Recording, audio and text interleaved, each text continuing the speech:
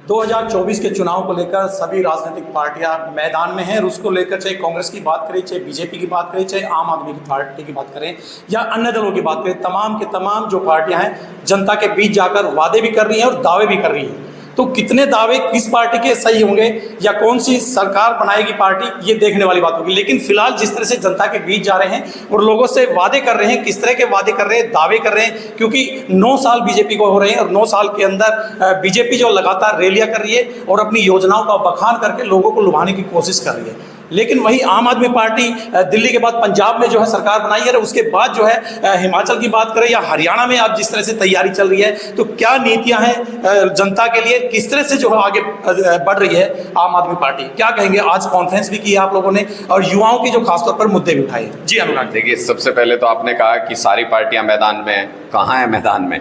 आम आदमी पार्टी है जो सड़क के ऊपर हरियाणा के युवाओं की इस आवाज़ को बुलंदी से उठाती है और उठाएगी।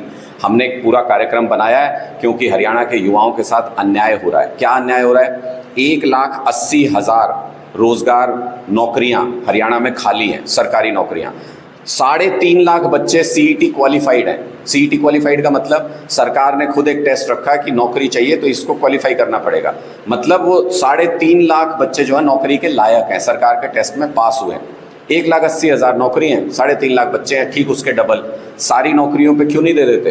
1,80,000 रोजगार क्यों नहीं दे देती सरकार? 1,80,000 ये नौकरियां देनी पड़ेंगी सरकार को, हरियाणा के युवाओं को। हम सड़क पे उतर रहे हैं, इस सरकार को इतना मजबूर कर देंगे कि या तो आने वाले 1 साल में चुनाव से पहले 1,80,000 नौकरियां युवाओं को देनी पड़ेंगी, या फिर 1 साल के बाद इनकी सरकार पलट के आम आदमी पार्टी की सरकार बनते ही 1,80,000 नौकरियां युवाओं को देंगे। हमारा कार्यक्रम ये है। आज हमने प्रेस कॉन्फ्रेंस करके सारे तथ्य आपके सामने रखे हैं। 27 तारीख को यानी कल हमारे सारे डिस्ट्रिक्ट हेडक्वार्टर पे डिस्ट्रिक्ट इंचार्ज प्रेस कॉन्फ्रेंस करेंगे। अपने अपने डिस्ट्रिक्ट की जो हालत है बेरोजगारी को लेके वो भी आप लोगों के सामने स्पष्ट करेंगे। 28 तारीख को सारे डीसी ऑफिसेज पे, डिस्ट्रिक्ट हेडक्वार्टर पे हमारे जो कार्यकर्ता हैं वो जा करके डीसी को ज्ञापन देंगे इस बारे में कि आपने क्या हालत कर रखी है बेरोजगारी की, इसको ठीक करने के लिए क्या किया जा सकता है।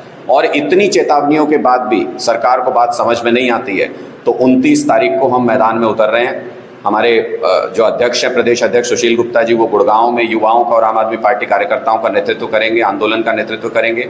मैं खुद कैथल में रहूंगा, वहां से युवाओं की आवाज़ बुलंद तरीके से उठाएंगे अपने कार्यकर्ताओं के साथ, लोगों के काम भी होंगे। बिल्कुल। अभी आने वाले समय में आप लगातार करेंगे, आंदोलन करेंगे, क्योंकि विपक्ष की भूमिका में जो है कांग्रेस है, क्या वो आंदोलन नहीं कर रही इस तरह? विपक्ष की भूमिका में है ही तो नहीं कांग्रेस, होती तो हमारी जरूरत नहीं थी ना। हमें विकल्प इसलिए लोगों ने माना क्योंकि कांग्रेस जमीन पे काम नहीं कर रही। उनके 31 विधायक बना के भेजे हरियाणा के लोगों ने, विपक्ष के 31 विधायक बना के भेजे। ये सोचा था कि ये 31 मिलके एक राज्यसभा एमपी विपक्ष का चुन लेंगे, लेकिन 2 बारी हो गई लगातार कांग्रेस के विधायक मिलके बीजेपी के व्यक्ति को राज्यसभा में भेज देते हैं। तो कहां है विपक्ष? विपक्ष तो सत्ता पक्ष का मिरर इमेज बन गया है, विपक्ष तो सत्ता पक्ष का साया बन गया है। हुड्डा साहब को कहा जाता है इतना बोलिए, बोलते हैं। हुड्डा साहब को कहा जाता है चुप हो जाइए, चुप हो जाते हैं। मैं तो लोगों के बीच में गॉसिप सुन रहा हूं आजकल, कह रहे हैं ये भूपेंद्र हुड्डा नहीं है, ये बीजेपी का गुड्डा है। अमित शाह की रैली होती है तो उस समय जो है कांग्रेस के ऊपर खूब बसते हैं अमित शाह जी, भूपेंद्र सिंह हुड्डा को कहते हैं। फिर भूपेंद्र जी हुड्डा से पूछते हैं तो कहते हैं मेरे मित्र हैं। मैं कह तो रहा हूं यही सेटिंग है इनकी, आपस में एक दूसरे के प्रति प्यार बरसता है। अब मोदी जी इनके मित्र हैं, अमित शाह जी इनके मित्र हैं। हरियाणा की जनता कहां जाए? दीवार में जाके सिर फोड़ ले अपना? क्या करे? आपको विपक्ष चुना था आवाज उठाने के लिए जनता की, आपने इनसे दोस्ती कर ली अंदर खाने।